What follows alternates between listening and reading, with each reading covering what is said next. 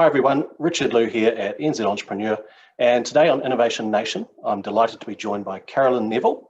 She's the CEO at Business Hawke's Bay. And Carolyn, thank you so much for joining us today. Kia ora, Richard. Kia ora. So Carolyn, I wonder if we could just start, please, for our viewers. Can you just tell us a little bit about your role and indeed sort of the wider organisation in general and what it is you guys do up there? Sure. So Business Hawke's Bay is a very small economic development agency in Hawke's Bay. We're business-led. We have a board of directors. We're funded jointly by business and by councils. And the areas that we work in are right across economic development, right across the Hawke's Bay, wider Hawke's Bay region. So we talk a lot about attract, build and connect, the ABCs of economic development. So the attraction piece being attracting businesses to the region, attracting investment, attracting the talent that the businesses need to thrive. And then the build, we work at building sectors, building new business, building startups, building Māori business. And then connect is around the couple of projects that we have, one of being the Business Hub, which is around connecting the business support agencies with the wider business community. Right. So that's, I mean, there's some good work going in amongst all that. And can you just explain a little bit about what you mean by business-led? For those who are not sure, what's an economic development agency, for example? Yeah, so Business Hawke's Bay works across the wider sphere of what economic development is, which is, those areas that I mentioned before, the attracting business, the attracting investment, but around building what the regional capability, I guess, as well. But business-led means that, so I report to a board of directors. We have a different model to some of the other EDAs around the country in that we're an incorporated society, which is quite different. And we've been running for 10 years, and we formed out of the Chamber of Commerce originally as a focus on region-wide economic development. Right, cool. And so can you give us an insight as to, let's say, what a week in the life of Carolyn Neville looks like at Business Hawke's Bay? So at the moment it's a very busy week, a very long week. I guess with COVID, as with so many other people, it's really amplified, what people's expectations are and what's done in the time frames that we have available. But in a usual week, we would maybe meet with some businesses who may be looking to relocate to the region or establish a new business in the region. We work with startups, so it might be somebody that has a new business idea, or it might be somebody who needs some follow-on. It might be around working with somebody who is looking for an opportunity to innovate, and where do they go. So a lot of what we do is the pathfinding piece for people, connecting them up, working out who they need to talk to, right place, right time, right stage in their business, which is it's a different pathway for everybody, and that's a big part of the work that I do and my whole team. That's a primary focus, is being that connecting agency to what's available in the region. Oh, awesome. So what I'm hearing is that you're working with entrepreneurs and business owners right through the business life cycle, from that's right. From the time they maybe have an idea and they're not sure what to do next, right through to established businesses. Yeah, we have some great businesses that we're following through on that process too, that we've seen them right when they're very first, really when things were just an idea and they came into our co-starters startup program, right through to, with other agencies and support that we connected them through to. Now they've got a great product that they're looking at, wider distribution, and they're actually working with NZTE now on potential export markets. So, it's really great when you see that development of a business right from just the nub of an idea through to something that now is employing people, contributing to the regional economy. Yeah, and look, there's no doubt that you've got your share of quite well renowned New Zealand entrepreneurs. The home of one of our most successful tech entrepreneurs, Mr. Rod Drury from Xero. Yes. And of course you've got, you're blasting rockets into space from Mahia Peninsula through Rocket Lab. So some exciting stuff going on there, no doubt.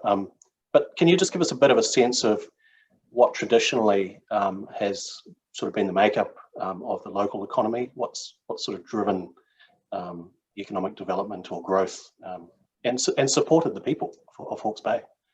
Yeah, definitely the focus has been on that primary sector. I mean, we've always been known as the fruit bowl of New Zealand.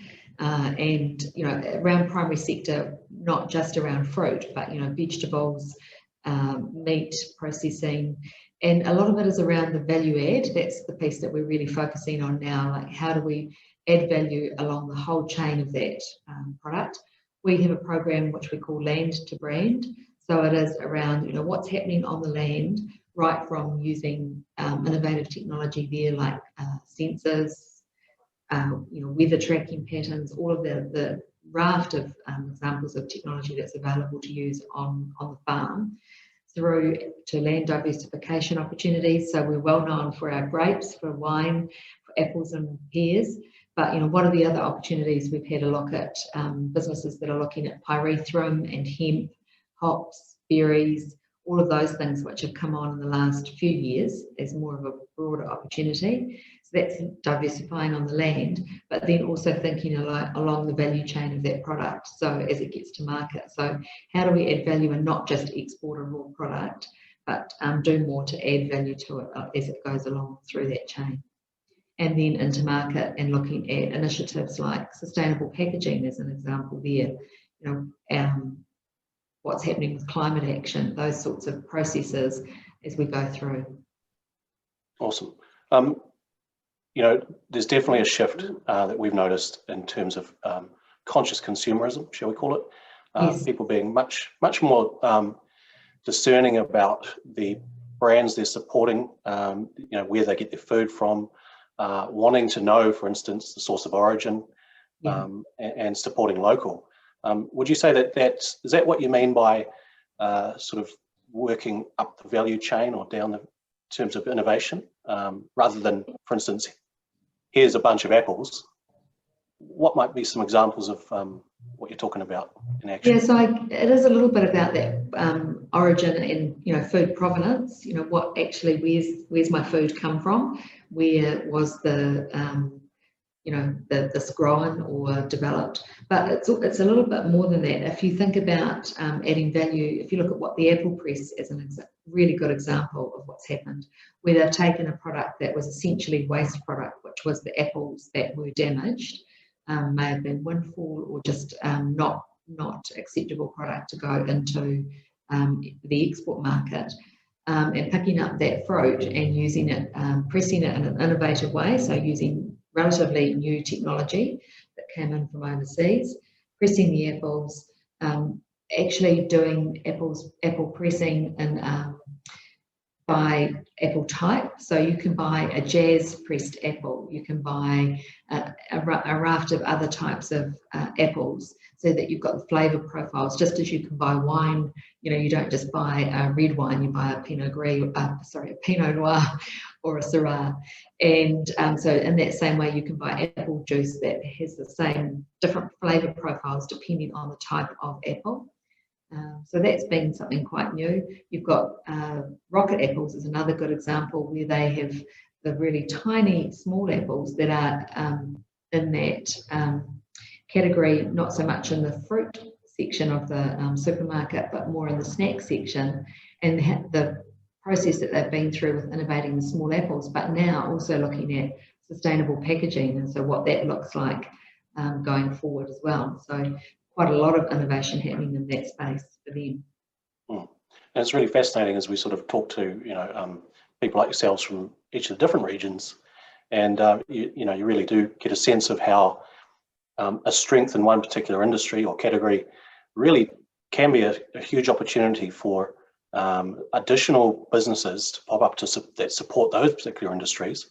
I'm thinking also here of ABC Software, another story that people can check out as part of the content, you know, coming through from Hawke's Bay and innovation, who are, you know, they started by figuring out how to support one pack house and get some efficiencies through software, and now they're, you know, they're quite a big player, aren't they? It's a great entrepreneurial story, and Sharon has been in business for a few years now, but she actually pivoted completely away from her original business concept into something new, and followed where the market was leading, and also, you know, where she could see the opportunity, but where her passion was as well. And so it's a really great story of what she's done there to connect up.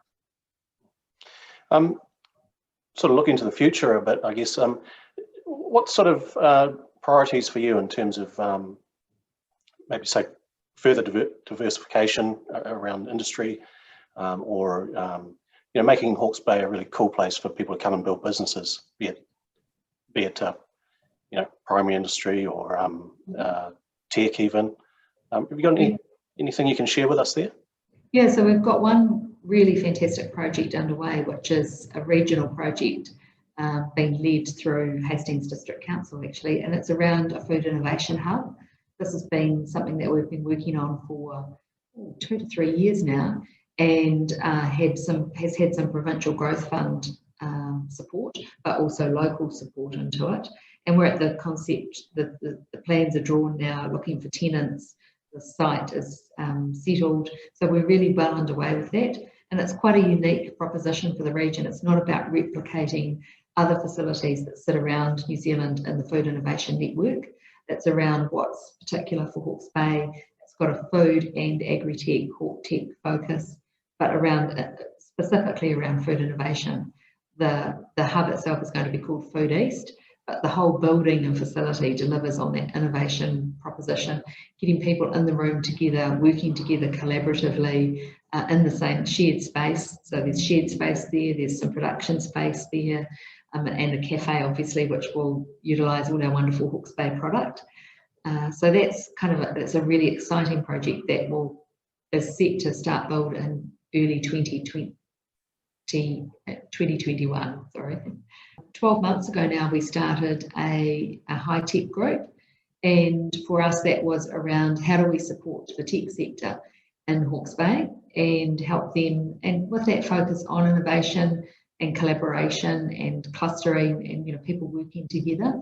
And for Hawke's Bay, the tech sector is not just primarily SaaS-based businesses. It's not. We have some of those, and certainly you gave some really good examples of those before. But it's also in Hawke's Bay around embedded technology. So it's around how tech is used to make a business more productive, more efficient, utilise more of their capacity, those sorts of things. And so we have some really wonderful examples of high tech in action in the Bay.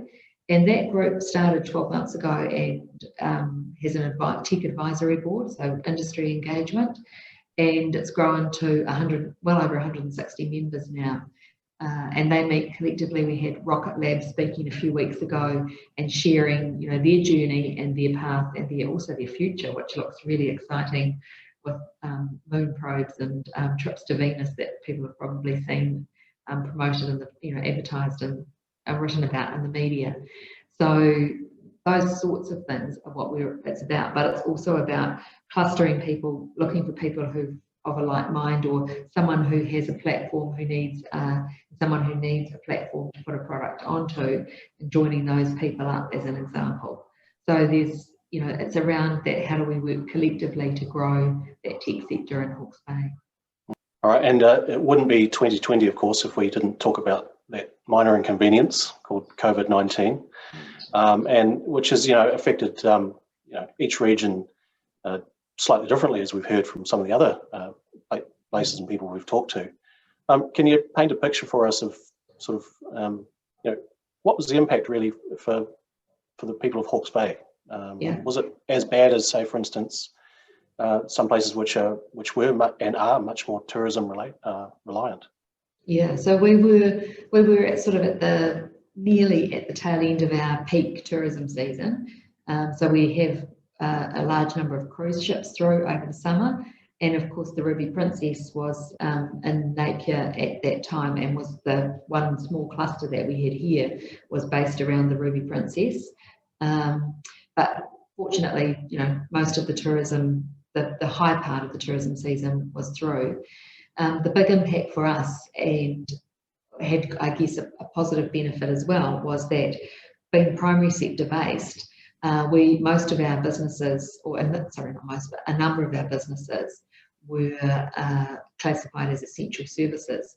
So while it was an extreme challenge for those businesses in how to preserve bubbles and ensure that workforce was safe and all of the requirements that needed to be in place to enable them to operate, most of those primary sector businesses were able to trade through level 4, and our port was able to remain open. So we were at peak harvest for apples during that time. So it was a real challenge around how do we look after the people that are in the orchard picking and preserve, their bubbles and their accommodation facilities, etc. Right through to the food processing. Kraft Heinz, who are one of our largest employers here in that food manufacturing area, they were at peak processing time, and there were challenges around staff, people not wanting or unable to be out because they were protecting somebody at home who was vulnerable, or just because they were afraid of going out to work, those sorts of things. So it created challenges around workforce for a number of those food processing businesses. The meat industry was similarly affected. So while it was a sort of a double-edged sword for us, it was great that we were able to continue trading, but for the businesses and the systems that were needed, it was actually quite a stressful time. However, I think people would say, reflecting back on it, that most who managed to pivot and had to look at new ways and smarter ways and different ways of doing things, for them there were some long-term, ongoing benefits out of having done that. Yeah, and they do say that necessity is the mother of invention. Yeah. So interesting to see what we can pull out of the bag when our backs are against the wall. Yeah, we've just actually had a conversation regionally about that, which was something that I sort of felt was, we had people really did get dug deep and innovated very quickly. Projects that may have taken 6 months, 2 years to come into fruition happened in the space of 2 weeks, or in one case I can think of 2 days. And but because they had to. And so you start to reflect on that and you think, so why don't we innovate like that more? Why do we wait until we have a crisis? And the necessity is that, why should necessity be the mother of invention? We actually need that sort of momentum to continue. Looking back at 2020, we're not quite through the year yet, but are there any highlights that stand out for you in addition to that? Anything that sort of springs to mind in the last sort of 12 months that you've been sort of quite proud of or just pleased to see? I think that the building of the digital capability of our businesses has been a real highlight. I mean, some of that was COVID driven, but there was also a lot of impetus behind that pre-COVID as well. People looking at alternative platforms, selling online, or the omni-channel sort of approach, developing e-commerce. Those things are quite obvious, but also that capability building in digital, just thinking about their cash flow management, how to do that smarter, what tools were available for those sorts of things. Employment, how do we better retain staff, those sorts of things. How do we look after our people, those areas. So I guess that whole wider view of digital capability has been something that has really, been a focus.